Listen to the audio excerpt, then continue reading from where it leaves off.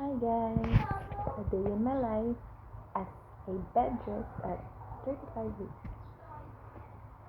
So, boring tayo today. Wala tayong kasama sa bahay and walang magawa si Buntis. Struggle is real pag bedrest ka and ang dami mong gustong gawin sa bahay. Pero wala kang magawa for the safety of you and baby. Kailangan natin mag-rest. And also, aside from being rested, keep yourself hydrated. Sa isang araw, kung nakaubos na ako ng 4 na ganito, ibig sabihin, naka 3.5 liters na ako. So, pasok na yan sa requirement ni Doc na at least 3 liters. So, ito lang yung sukatan ko araw-araw. So far, pangalawa ko pa lang to. And maaga pa lang naman, it's still 9:43. So, still have a long day to go. Baka makalima pa tayo.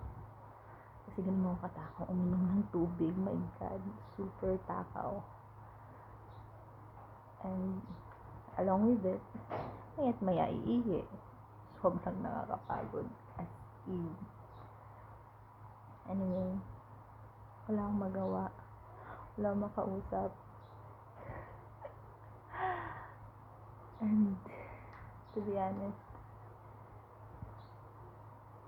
I would enjoy this moment na walang pasok. Pahinga lang. If it's a different circumstance. Kung hindi dahil kailangan ko mag-bed rest for the safety of my baby. I would have enjoyed it so much. Pero, ayun. Hindi pa siya gumagalaw. Oh my God. That's the struggle every day. Parang, papakaramdaman ko siya kung gumalaw na ba siya maghapon. Although, nababasa ko na dapat every hour, dapat bed kicks. Really, ayoko may stress, ayoko mag-worry. So, I just, pinaparamdaman ko lang siya. Pag naramdaman kong gumagalaw siya at least 3 times, 4 times a day. Parang para sa akin, sapat na yun. Sama ba? My God. Sama ko bang nanay? Kasi pag iniisip ko, pag bibilang ko 10 kicks per day, my God. Ang tagal na hindi gumagalaw ng ganun. So, ayoko mag-worry, ayoko mag-isip, ayoko mag-stress. I just know that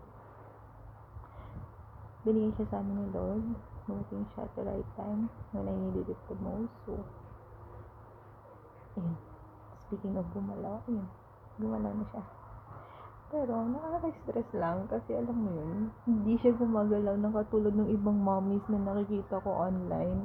Alam mo yung umaalam yung tiyan. Like, I also wanted to feel that or to witness that. One time ko lang siya na witness.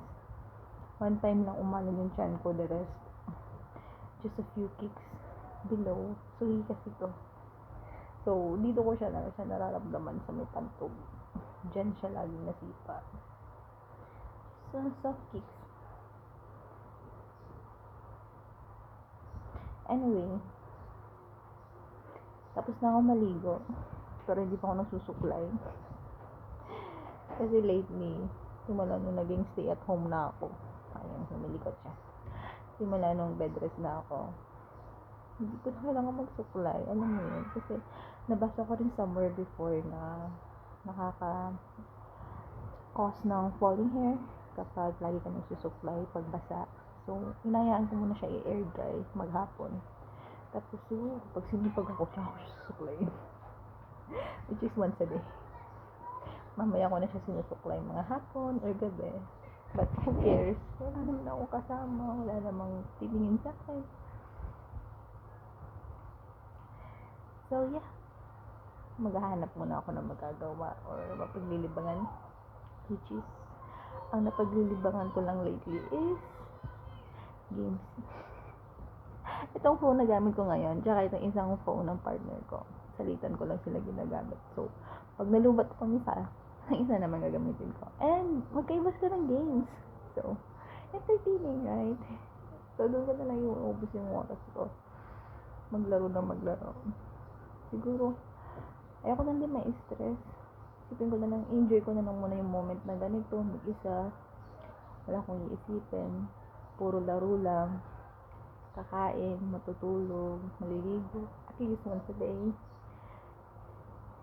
Kasi, when the time comes na lumabas na to at mangitlog na ako, hindi na magagawa lahat ng yun, right? I mean, I won't have time for myself anymore. So, I guess, blessing in disguise yung bed rest ko kasi ever since nag-work ako ng 2023, my God, I never rested my entire life. Ulti mo mga leaves ko, hindi ko ginagamit. Kasi sabi ko sayang, kasi dati kasi, back in Laurica, yung PTO namin is paid. Pag hindi mo siya nagamit, so, diba sayang siya. So, hindi ko ginagamit. Hindi ako nag-leave. Never ako nagpaalam ng leave. Alam nyo kung kailan na ako nagpaalam para gamitin. Kasi nung naging team manager ako, hindi bayad yung double pay namin. Example, papasok ka ng holiday. Diba sa iba, double pay. Sa amin, pag team manager ka, hindi siya bayad as double pay. So, magkikredit lang siya as NU. So, 8 hours yun. Kailangan mong gamitin. So, doon ko lang yung napipilitang gamitin. Kasi, sayang naman yung pinasok ko, diba? Hindi ko papakinabangan. And, yung last na NU ko, 8 hours, ginamit ko nung last day ko. Instead na pumasok ako nung last day ko, nung nag-resign ako, NU na lang. So, it's still paid, diba? Anyway, ayun na nga. I never rested. Like, ganun talaga. Never ako nagpahinga. Alam mo, kahit nagtatain na ako, nalagnat na ako, papasok ako, unless hindi ko talaga kaya. Doon talaga ako hindi pumapasok. So, ayun nga. Sabi ko nga, blessing in disguise, na i-enjoy ko yung pregnancy ko. Like, nung ganito, na nag-bed rest ako since June 10. My God, ang tagal na. Almost a month na akong bed rest. Sabat na walang sahod. Doon ako na-stress na walang sahod. But, at least my body is rested. I feel like nakakapag-reset ako kahit paano. Parang I take a pause for a moment bago ako maging ina. Siguro it's time to reflect na din with everything that's happened in my life. So, ayun. I just consider it as blessing in disguise. Blessing in disguise. Although, hindi maganda yung nangyari, pero yun na nga, diba? Hindi naman, kasi pag yung tao hindi marunong magpahinga, parang si Lord na yung gumagawa ng paraan na, anak, tama na, awat na, magpahinga ka. Parang ganun. Aram, kasi yun. Kasi ganun yung ganun yung feeling ko, like, kahit sa work, doon ako super over-fatigue na sobrang nagkakasakit. Pag yung tuloy-tuloy yung pagod ko, yung stress ko, hindi ako, pero ako tumitigil, like, yung katawan mo na yung kusang bumibigay, like this. Never ko naman in-expect na magiging komplikado yung pagbubuntis kasi simula nung nag-check up ako, lahat ng mga nire-request sa akin yung mga test, lab test, OGTT, ultrasound, yung CAS, lahat yung sis, pinasa ko with flying colors, aside from the part na breach talaga siya nung nag-CAS kami. So, I'm confident na nag-CAS kami May, diba? May kami nag-CAS, May 25 pa yun. Basta somewhere like that. May 25, nag-CAS kami. May 25. So, confident ako, sabi ko, normal to. Alam mo yun, tapos nag-search na ako kasi meron kasi ako mga nakikitang mga workout na, pang-workout ng buntis na breach para daw umikot. So, sinisave ko na siya. Pero hindi ko pa siya ginagawa kasi super busy sis. Kasi simulang nagpakas ako. Galing kami na naglipat, nagkas.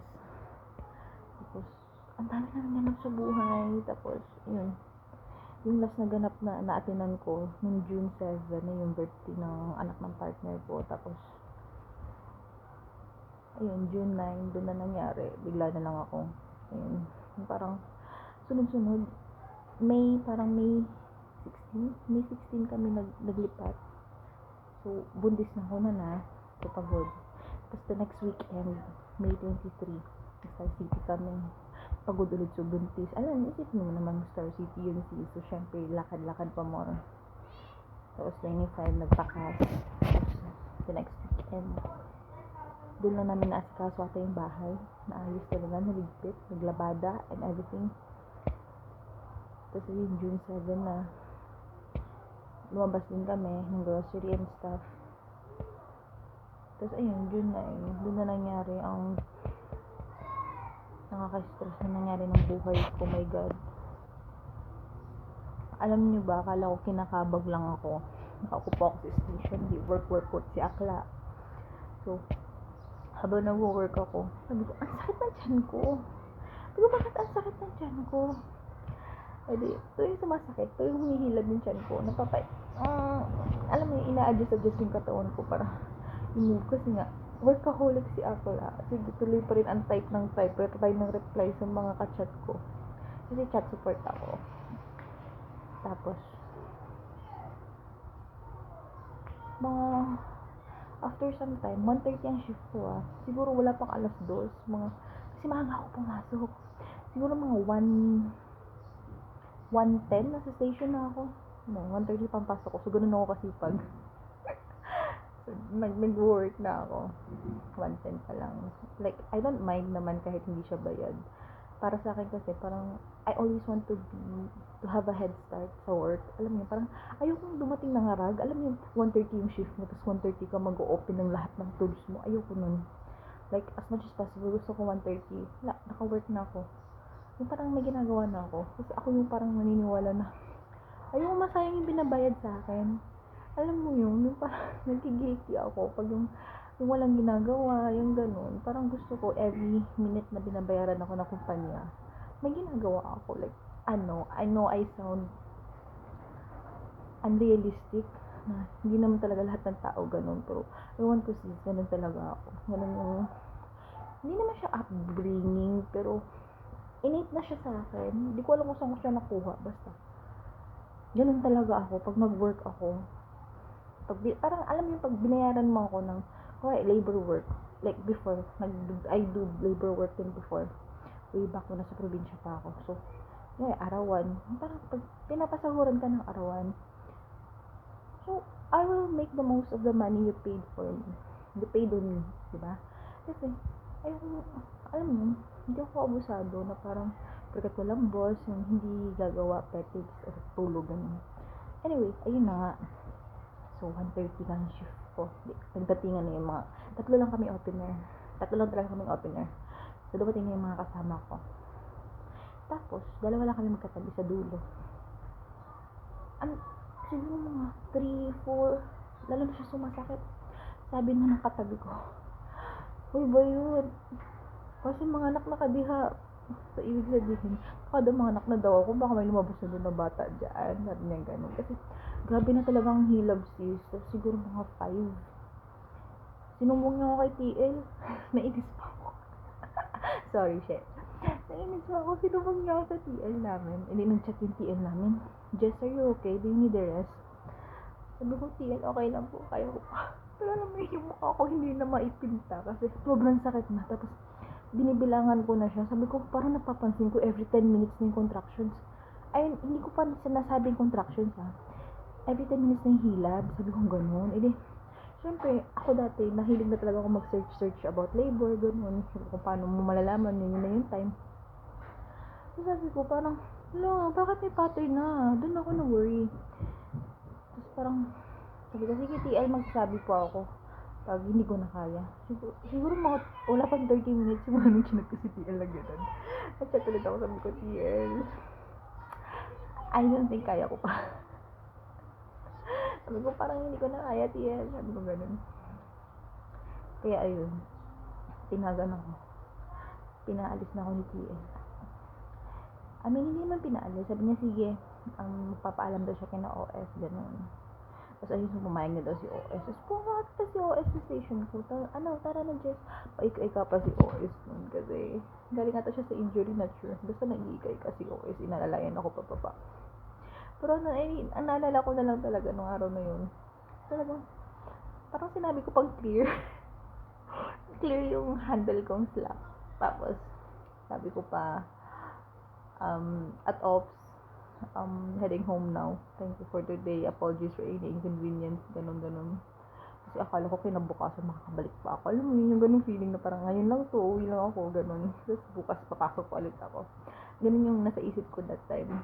Tapos, bago ako nag-log out, sabi na TL, sige na, mag-log out ka na. Wait lang TL, pa-follow up muna sa CS. Alam mo yun, ganun ako workaholic na. Ang sakit-sakit na ng tiyan ko. Ang inisip ko pa, yung sinis ko, wait lang TL, pa-follow up, may papafail ako sa CS. So, ayun, pinalo up agad ni TL, tapos na-fail. Tapos yung sinabing fail, nireply ako yung driver, sabi ko good to fail. Tapos ayun na, nag-log out na ako after nun. Kasi parang alam, nakakawa naman yung driver, wala siya kamalay-malay, diba? Iwan ako sa ere. So ayun.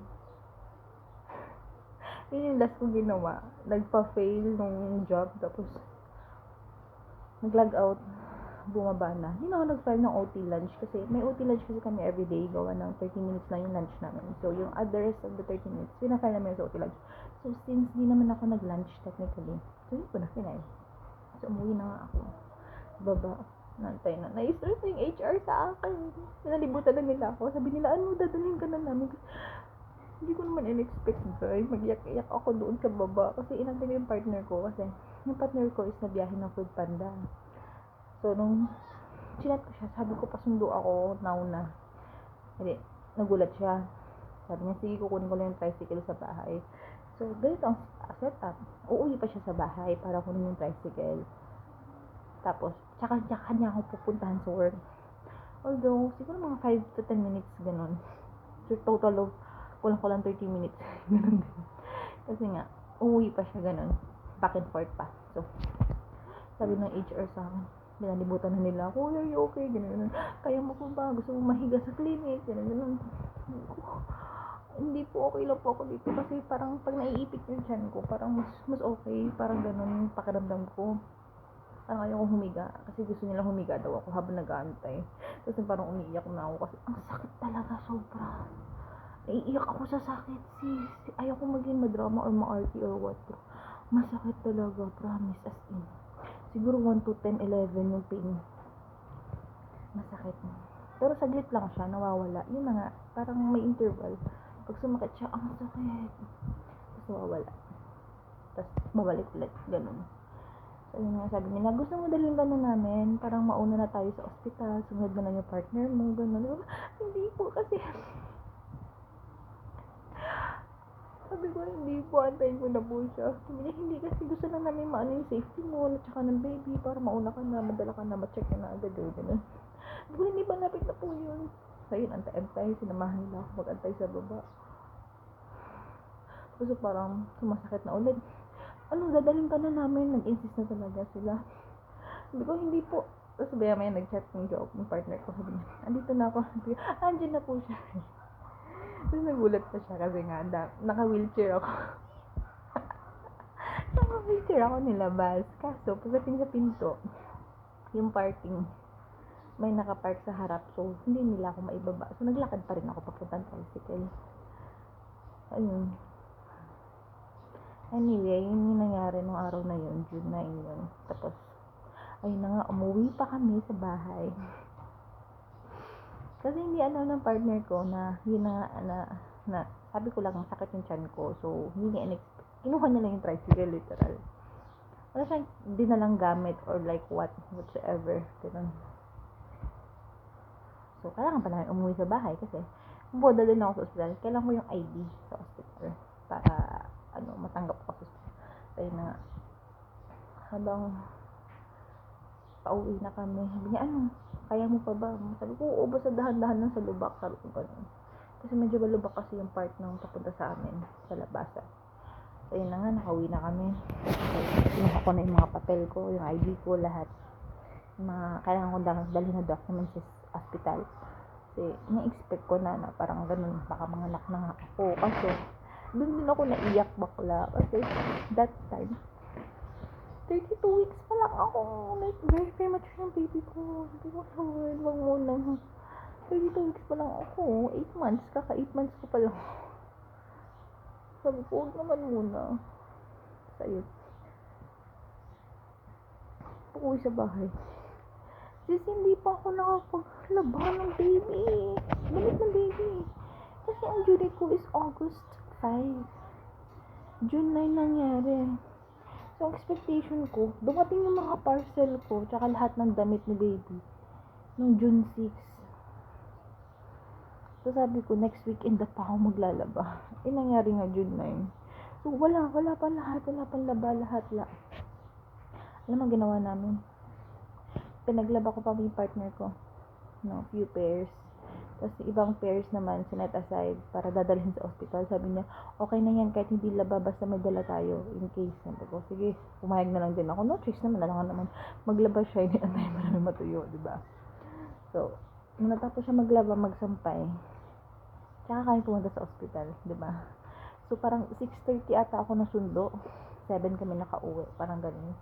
6:30 something or basta gano'n. Parang basta mga 7 kami nakauwi sa bahay. Naglaba pa siya. Kaya nakarating kami sa emergency. Magna 9 na. So, yun na. Sa emergency na kami.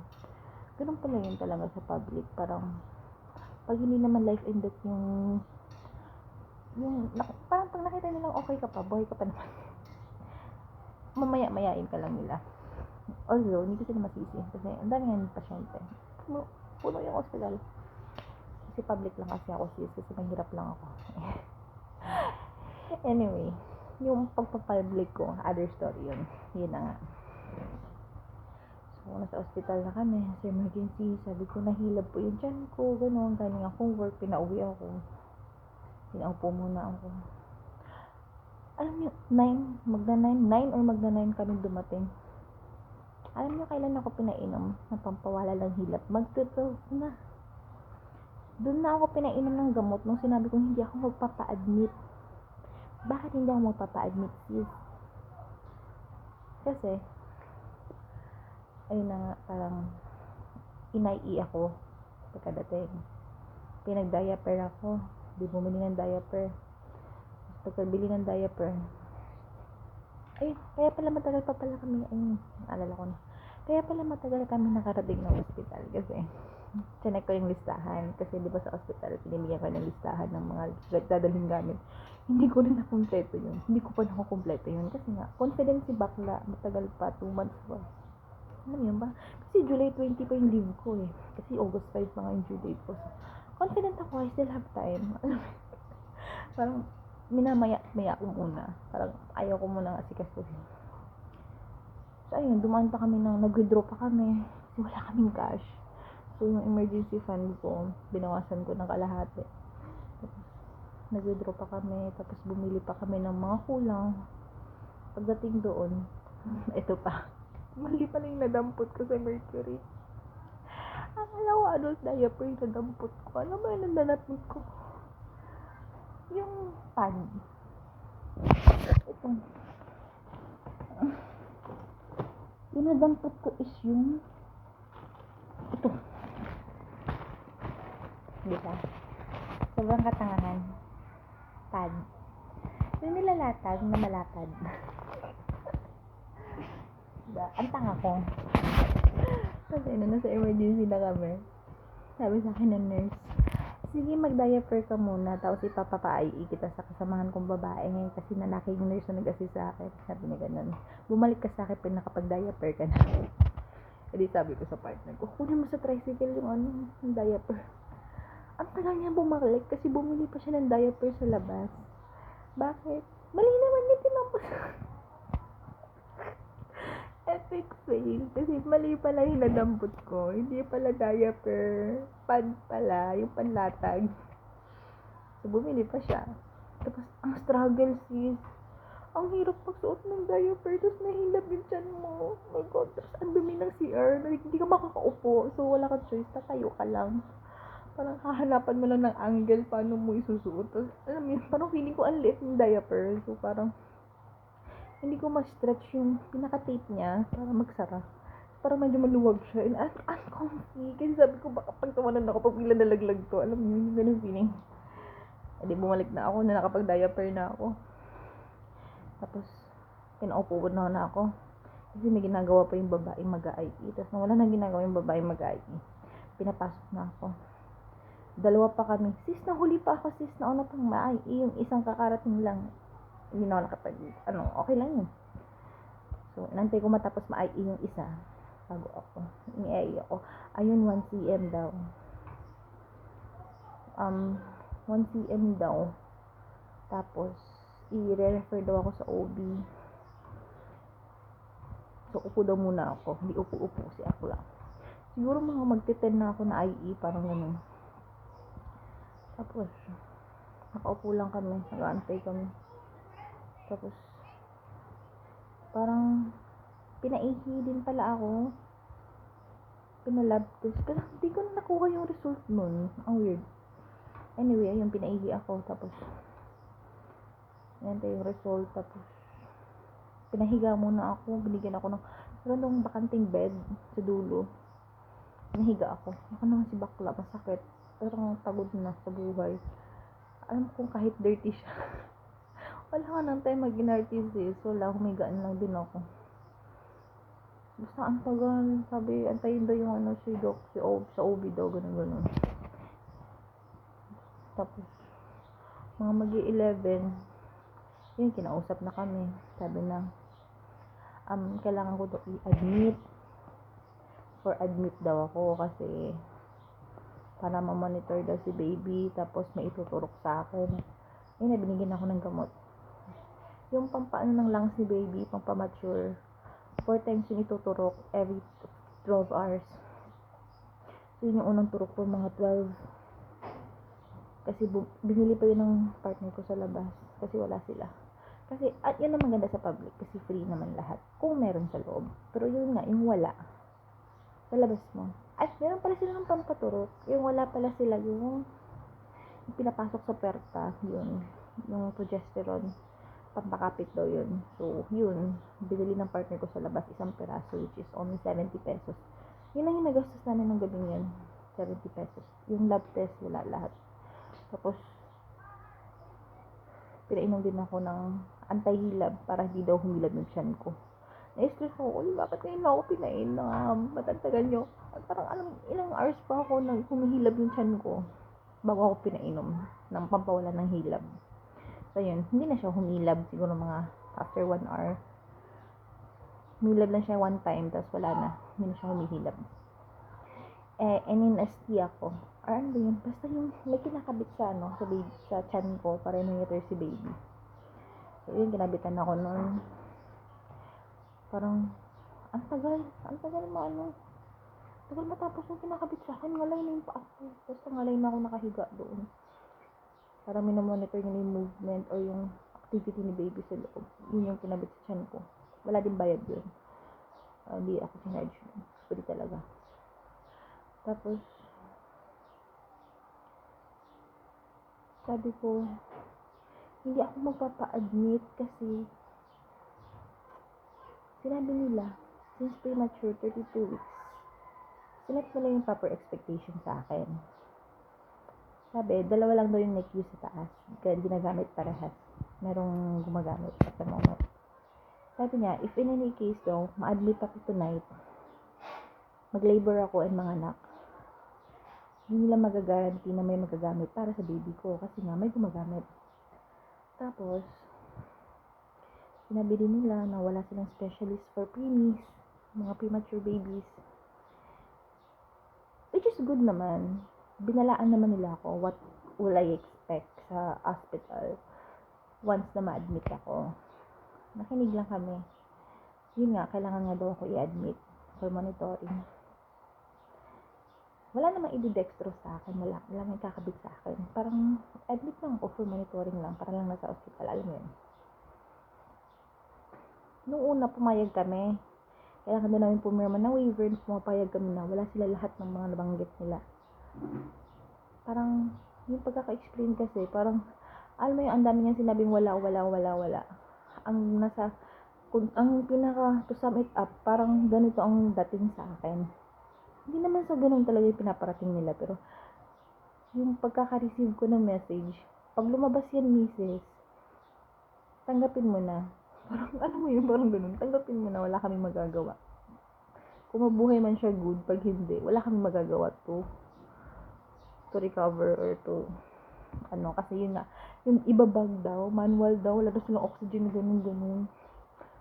Tapos nung dalawa na lang kami nag-uusap, pumayag kami, diba, initially. Tapos nung dalawa na lang kami nag-uusap. Kasi sabi ko kasi sa kanya, nakaharap pa namin yung nurse, sabi ko sa partner ko, magpapadmit ba ako? Sige, kung kailangan daw, parang paras kami nag-aalangan, pero pumayag. Kaya kumuha na yung nurse ng papel sana para pepirmahang waiver. Tapos nung kami na ng dalawa na iwan, siguro parang bigla nag-flashback sa partner ko yung time na, kasi mama niya dati, dinadialysis sa hospital. So, may katabi daw silang bed. Yung dalawang magkapatid daw, nagsasalita na daw mag-ambubag, yung ibabag yung oxygen sa nanay nila. Tapos, hanggang sa napagod sila parehas, namatay. Yun na yung kinamatay kasi nga, wala nga ganun. Sabi niya, nakakaawa daw ganun. Sabi niya ganun, kaya wag na daw kami magpa-admit. So, hindi na kami nagpa-admit. Sabi ko, mag-bed rest na lang po ako sa bahay. Kasi wala din naman ikakabit sa akin. Parang, sabi ko, sa bahay na ako magpapahinga. Parang feeling ko may stress ako pag may nakita din akong ganun. Diba? Parang pag may na-witness ng katabi mong ganun. Diba, may stress. Parang baka dumagdag lang siya sa stress ko. So, parang, mas makakapagpahinga ako and mas comfortable ako magpahinga sa bahay. So, nagpa-bed rest ako. Kaya yun. Doon pa lang ako niresitahan ng mga gamot-gamot. Doon pa lang ako kinabitan ng yun, pampamonitor, ganun. Kasi bago nila ako pinauwi, make sure nila na okay pa naman. Parang okay pa yung activities ni baby sa loob. Alam mo yun. So, kung maulit kami ng waiver na kusa kami umuwi, hindi kami nagpa-admit. So, sinagay ko doon sa waiver na hindi ako magpapa-admit kasi wala din naman kayong ganung na facility. Ayun na nga. So, umuwi na kami mga mag-aalas 3 na yun. Mag-aalas 3 na kami nakauwi. Tapos, nung nakauwi na kami, pahinga. Inom ng gamot, gano'n. Tapos, yun nga, di ba yung tinuturok sa akin para sa pampamasyon ng baga ni baby? So, every 12 hours yun. So, 12 siya unang tinurok. So, 12 ng tanghali, bumalik ulit kami. So, nung 12 na ng tanghali, sabi ko, doon ako napaisip. Sabi ko, hindi ko alam kung magsisisi ako, nag-bedrest ako sa bahay o nagpa-admit na lang ako. Kasi parang feeling ko matatagtag ako sa biyahe. Tapos 12, tanghaling tapat, alam mo yun. Feeling ko matatagtag ako dito sa biyahe. Tapos sabi ko, dalawang balik pa after this. Anyway, that's my kwento on paano ako naging bedrest at 32 weeks since June 10. So, simula June 10 din ako pumasok. So, almost 1 month na kasi June 4 na ngayon. I mean, July 4 na ngayon. So, almost 1 month na akong bedrest. And, ayun. As someone na nag-stay lang sa bahay, lagi naghahanap ng magagawa, pero bawal. Behave si buntis. So, ang tanging magagawa ko lang ay maghanap ng makakain. Anyway, that's all for today. Mahaba na masyado ang kwento ni buntis. Bye!